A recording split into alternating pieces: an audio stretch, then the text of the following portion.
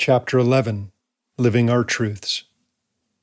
Many of us make our way through the day with a pretend smile on our face, projecting an image of politeness. Or perhaps we put on a different face in public, one of anger and tightness. Perhaps we act in ways that are designed to make sure we never get hurt, such as hiding behind an expression of unfriendliness. No matter how we choose to act in public, however, when we do so, we're being untrue to ourselves and our real feelings. As we begin following our instincts and learn to express our feelings, no matter how uncomfortable that may be, we can put down our public facade.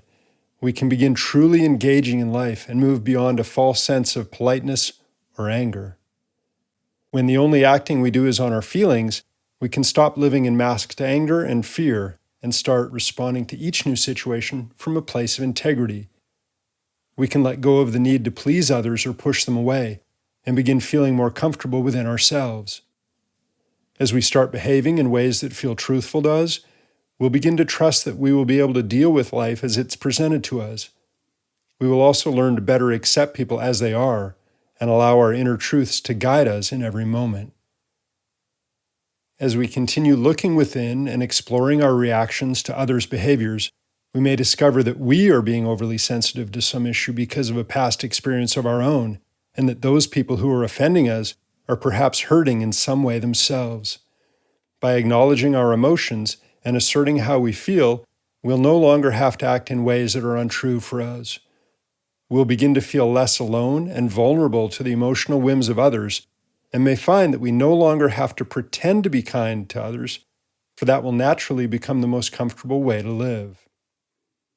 As we move closer to our true selves by embracing our emotions and learning to express them, we may one day be able to wander through a room full of unfriendly people and not take any of it personally. We will better understand and have compassion for their suffering and see them as people who are unhappy and in pain. We may also find that we won't even have to complain about their behavior once we realize that they're not able to darken our day unless we let them. In this way, as we become stronger within ourselves, we can, in effect, walk through an otherwise lonely rainstorm and never get wet. Yet perhaps there are still times when we do feel hurt by the words or actions of another. What are our choices in those moments? Please stop and take some time to think about this. Maybe set down your book and think of several ways that you would respond if, say, a librarian was preoccupied and somewhat rude to you. Our first reaction might be to feel insulted and angry, and that's perfectly normal. As we've spent so much of our lives looking for love, approval, and nurturance from the world around us, it's only natural to be somewhat taken aback when we don't receive these things. Now, instead of reacting blindly to these emotions, take a moment and observe them. Notice what is going on inside for you. Become aware of your inner world and the emotions and sensations that you're experiencing. In this case, you might quietly and patiently say to yourself, I see anger and shame rising up, and in this moment, they're quite strong, especially shame. By responding in this way, we can learn to automatically step back into ourselves, notice what we're feeling, and then plan our next move. If we aren't being mindful, however, we might huff off silently and carry the insult around with us, not even acknowledging how we truly feel. Instead, we might let our emotions out around those we feel more comfortable with, such as our spouses, children, or pets. By realizing this, we can begin to see how much of the violence and abuse in our world could be stopped if people began accepting how they truly felt and learned to deal with their emotions instead of throwing them on others. And how exactly are we supposed to deal with our emotions? Sounds like quite a soft and psychoanalytical way to live, doesn't it? Quite touchy-feely and new age. Well, it isn't. To understand and use our inner compass, which is shown to us constantly through our sensations and feelings, makes us a warrior of the highest order. Men, women, and children who are taking responsibility for their words, actions, and feelings are doing the most difficult thing that any human being can do. Facing our inner world is trial by fire. It is embracing life and being unable to move from the task at hand. Looking always deeper with eyes and heart that grow ever stronger, clearer, and compassionate is not a path for the faint of heart. This is the most difficult thing that anyone can do and is in no way dependent on outer strength or macho bravado. In fact, men may have a harder time, at least initially, moving on to this path because our society falsely honors blind bravery, coldness, and an unwillingness to bend in its sons, and increasingly in its daughters. For every cold-eyed soldier who is taught to abandon his feelings, we have another person who has closed himself off to his true potential and, ironically, to the most advanced weapon he could ever possess. This is a weapon of unlimited strength, yet it cannot be used to slay an enemy or conquer a neighboring land. This weapon, our own self-awareness, can be used to turn darkness into light and wrong into right. And the more we unleash it, the more we begin to see how any act of destruction is detrimental to all. This weapon would convince all soldiers to drop their arms and use their energy to mend and heal their differences instead of reinforcing them. So for men who have long been taught to act in ways that are hard and silent, please have patience. Please understand that by choosing this weapon of truth and compassion, you're doing the most important thing possible for yourself, your brothers, your sisters, and your world. We must learn to respect our feelings and sensitivities and realize that there's nothing wise or strong about stumbling around in the dark just because we're too manly or scared to turn on the light. And our ability to bring our awareness to the reality of all of our emotions, to acknowledge and embrace them, is our light switch. And it takes more courage than most are aware they possess to reach for this switch time and again, moment after moment.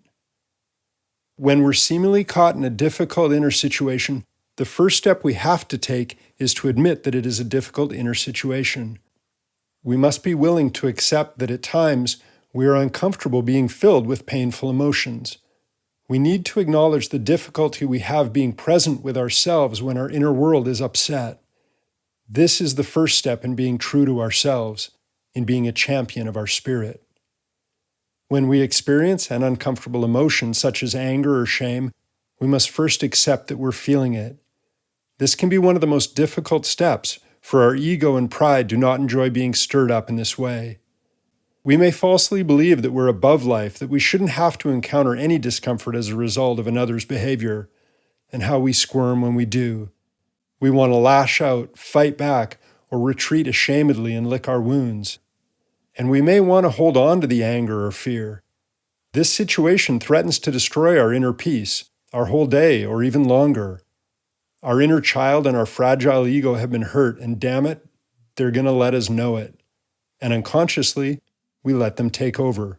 Falling prey to their temper tantrum, we engage in one of our own, huffing and puffing in anger or silently feeling resentful and sorry for ourselves. And yet herein lies a great insight. We don't have to act like small children crying over simple slights.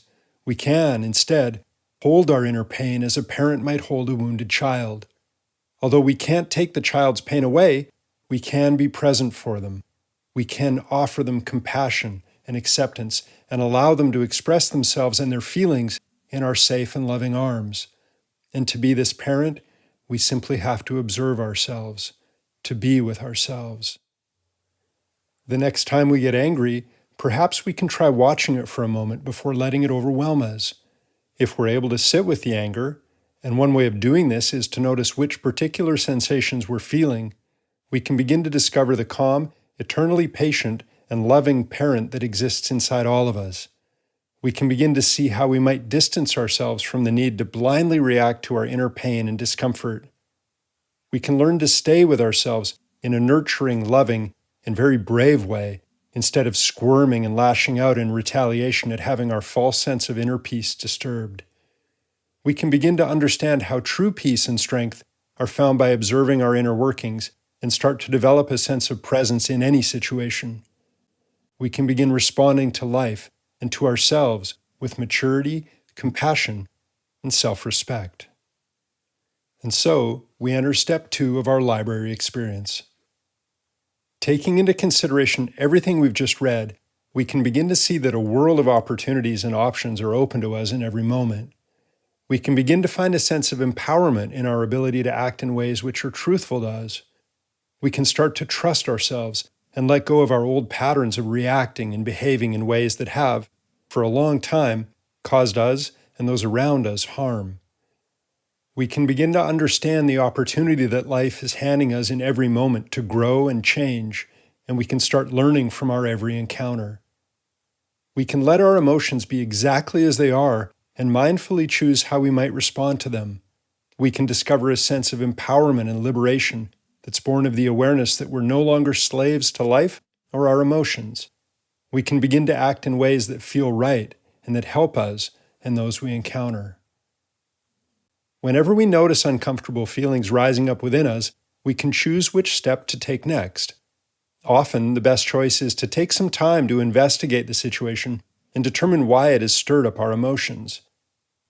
We should always do our best to look behind the scenes to see if we can figure out exactly what's going on for us. In the case of the librarian, we might choose to let his or her behavior go, knowing that if this person were happier in their own life, they would probably treat others better.